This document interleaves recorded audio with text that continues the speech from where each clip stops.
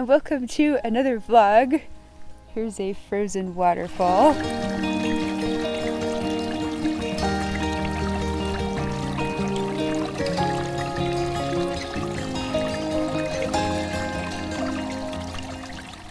Which is really cool.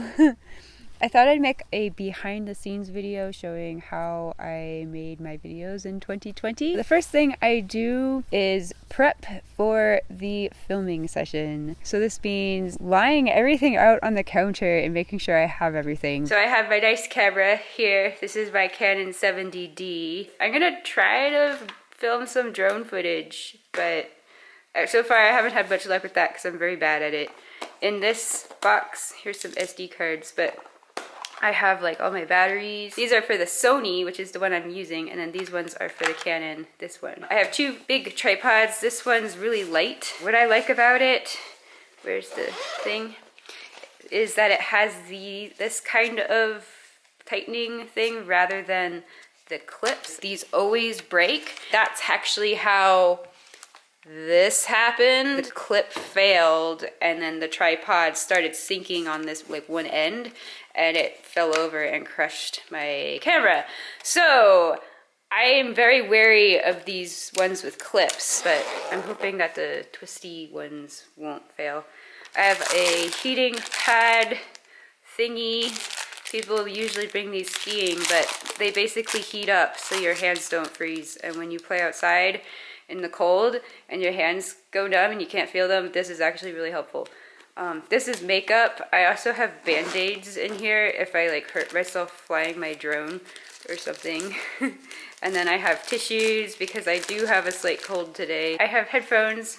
These are the Shure like in-ear monitoring headphones. I probably shouldn't bring these, but I like how they kind of hook onto your ear. A lot of times when I'm trying to play, the headphones fall out of my ear, so I like these. And then my phone, my song that I'm going to be playing. So hopefully, I have everything. Well, I need my violin, but yeah, that's usually what I bring. There we go. Everything fits into this really cute bag. So I also want to emphasize that it's very bad to play your violin in the snow. It's actually very damaging to the instrument because of the temperature swings. You're going from room temperature to freezing, and wood expands and contracts with temperature changes. And so the violin is held together with a lot of glue, and when the wood moves around, the glue can crack, the wood can crack, it can really damage the instrument. So I have two violins. I have my good violin that I use to record everything. I take it to gigs, I take it to sessions. It's the violin I'm most used to. And then I have another violin that's usually the one that you see in my music videos. I don't take my good instrument into the elements. So I have learned that I can only really play violin in the cold when it's at or above around 40 degrees Fahrenheit. So my filming vastly depends on the weather. And I can only really film on the weekends because I have other things going on during the week. I have a lot of other sources of income besides just YouTube. So I only have the weekends to film, and so I can only film when it's at or above 40 degrees in the mountains, which is also kind of hard to get all those things to align. A lot of the times I'll have a like rough outline of my backing track. It'll be like a couple of chords to the songs that I'm playing to a tempo, and that's about it. I'm gonna just shoot my video here, and I'm gonna try to fly my drone.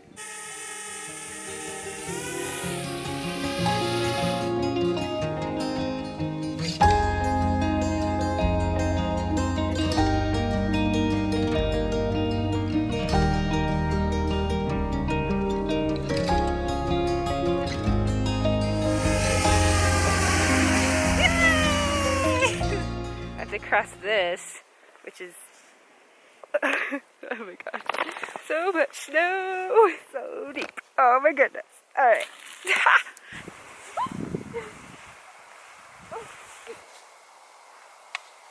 Pick this on and my violin, and I just use the autofocus.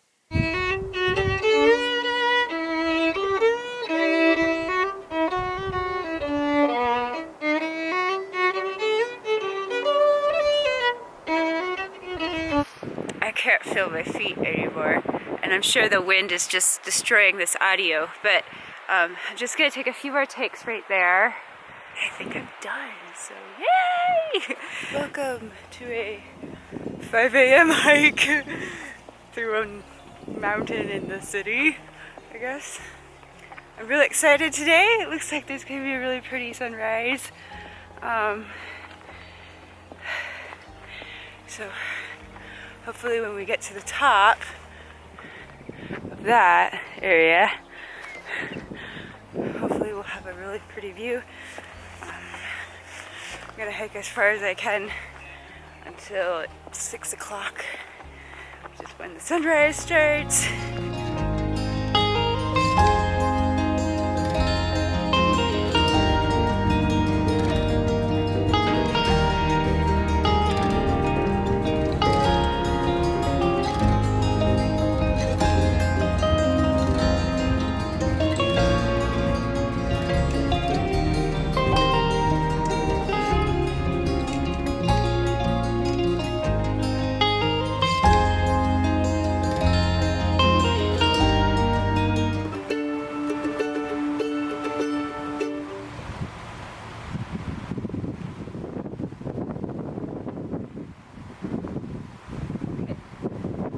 Another thing I get a comment on a lot is I don't have a sister. I wish I had a sister. That would be really fun to play music with, like, a sister. But I just have myself. And so to do the double person videos, I really just like put the camera on a tripod and then film myself in 2 different spots. And then when I edit it together, it's really 2 videos playing side by side. I just never moved the camera, so it looks like one video. In my last music video with Caroline's Concerto and the outtakes, I was having trouble with my phone falling off. Why don't I just make a bag that can like clip onto things? And so that's what I did.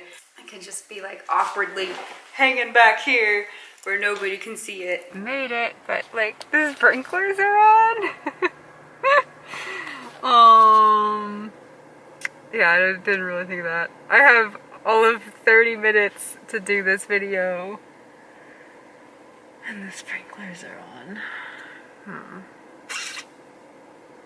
These are the constant little things that just kind of get in the way, but that's okay. I think I gotta try it anyway. Where I have to stand, it looks like the sprinklers aren't on yet.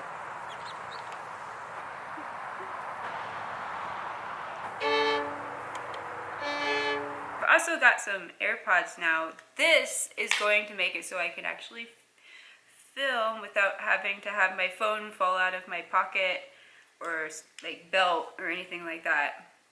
I got these. It was a little painful to buy them. They're so expensive. Holy macro.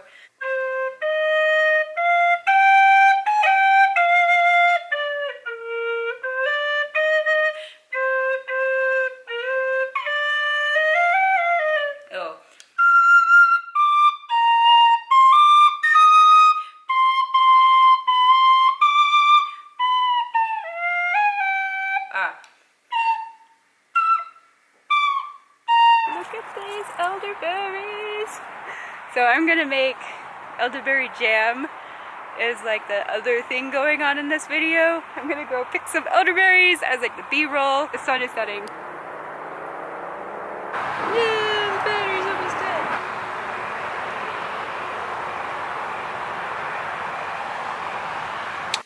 Alright, so I have been at this video now for 6.5 hours. It is 1 in the morning. I'm very tired, but at least I have my jam made. I had a very productive day. I have some tracks I can play music with. I made my elderberry video. I'm making a vlog. Yeah, I have a lot done, and I still have to edit. Then I'll align all the footage so that all of the violin tracks are in sync with each other, just on top of each other, so I can just like switch between scenes and not have to find where I am in the song and like reline everything up. I'll cut out like the awkward footage parts.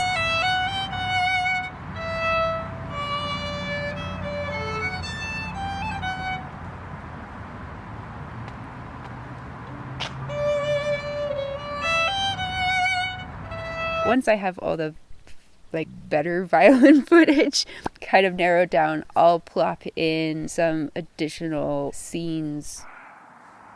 So I'm zipping a resource file. Hopefully there's no big like, you know, update.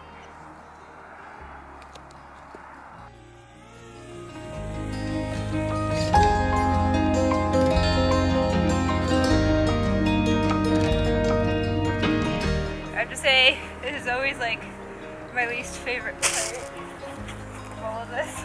It's so cold. My coat.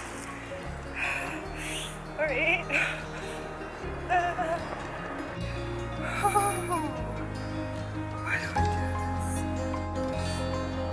This fit before the pandemic.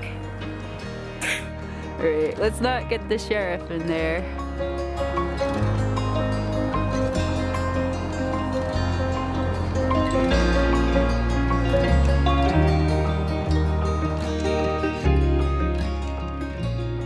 Something I've learned is it's very difficult to record the violin. It's actually one of the more difficult instruments to get a nice sounding recording from.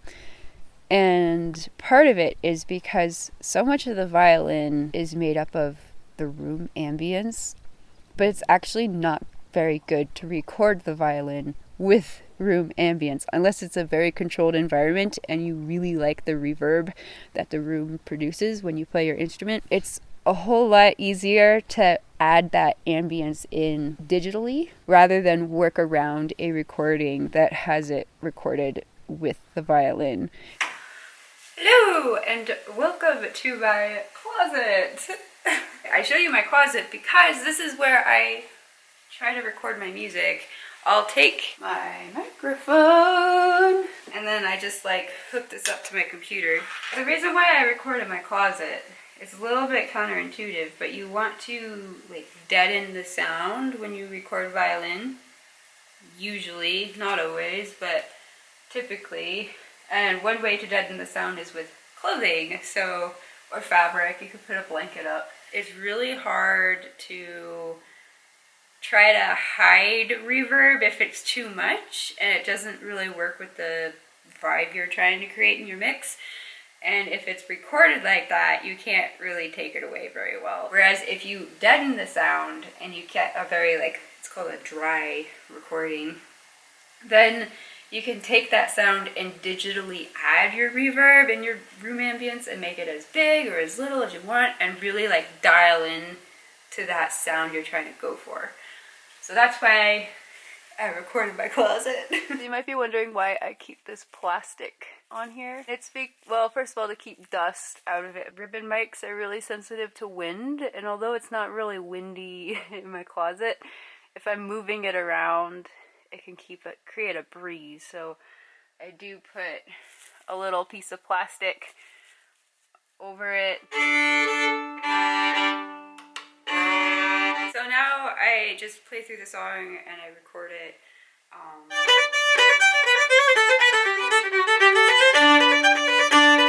I think I'm done. I don't know. We'll see what I captured. It's always a surprise. There's probably some setting that I have that's like messed up that whole thing. The violin usually emits resonating frequencies as you play, and that's something that the player often hears when they play, but not an audience. When you record in a very sound absorbed place, those resonating sounds actually get picked up by the microphone, and that's really cool.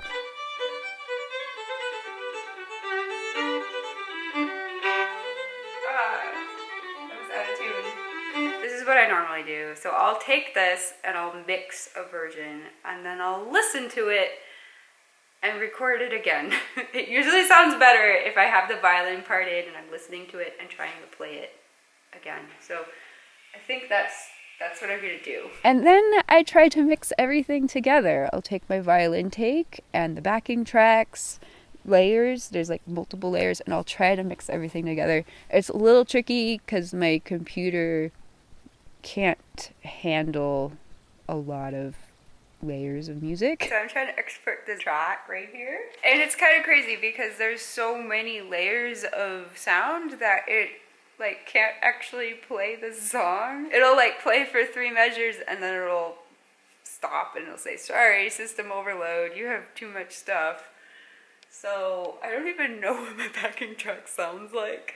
But let's find out.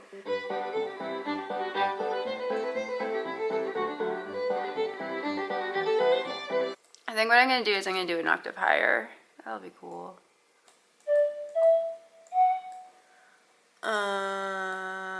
We're gonna make this an octave higher, but not the rest. So D. There.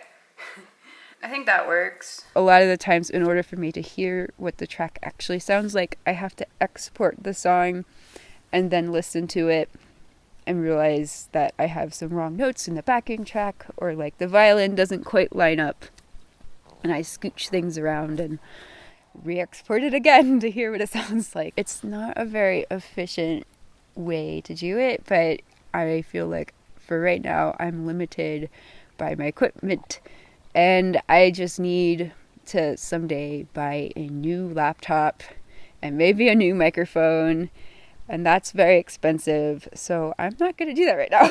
And then I export the sound, I put it in with the video, I export the video, I upload it to YouTube, I add the title, description, tags, and all of that fun stuff. I think people don't really realize just how much work goes into these short music videos, but it's fun. I really do enjoy it. So I hope this has given you a better idea of how I make my videos, and I hope it was interesting. And thank you for watching my videos, and I hope you have a good 2021. Please, 2021 be good. Bye!